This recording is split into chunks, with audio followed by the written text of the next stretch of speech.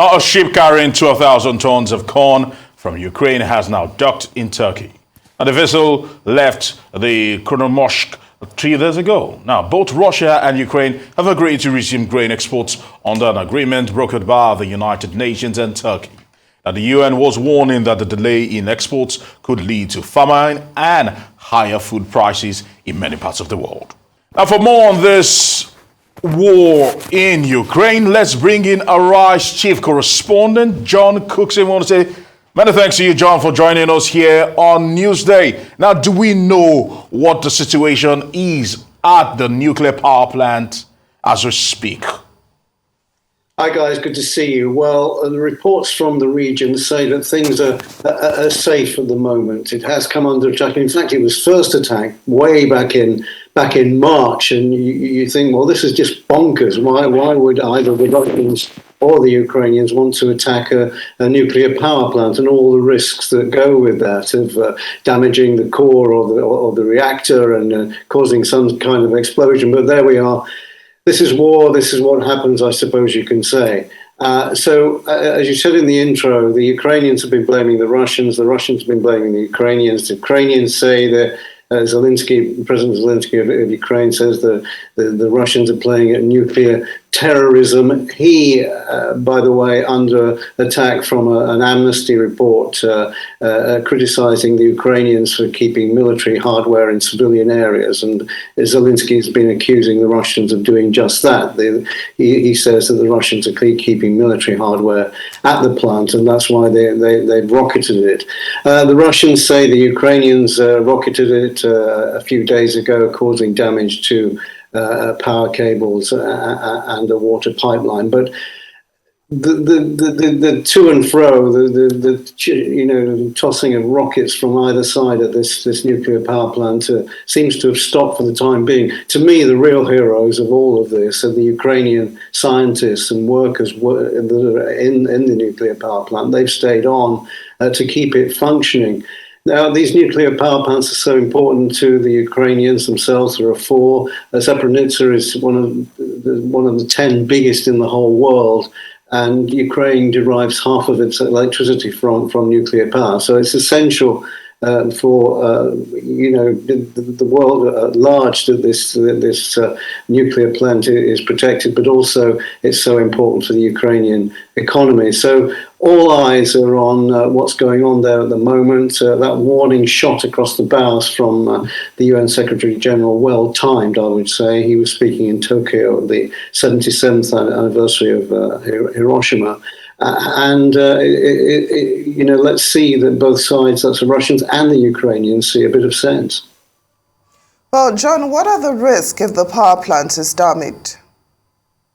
Well, look, all thoughts go back to Chernobyl, which exploded in 1986. There, a nuclear reactor leaked millions of cubic feet of nuclear waste into the atmosphere. Chernobyl, of course, now in Ukraine, but then was part of the Soviet Union. An estimated 4,000 people died as a result of that, and people are still dying today from cancers caused by exposure to radiation from that terrible accident at Chernobyl.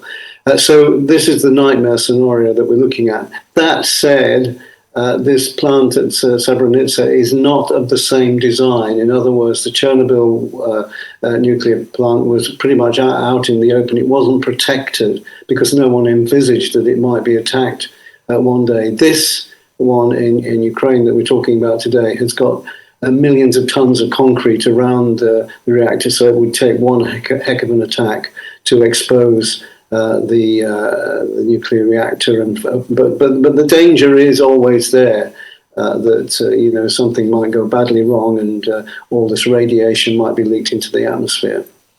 Certainly. And the inspectors, the nuclear inspectors, how likely are they to get access?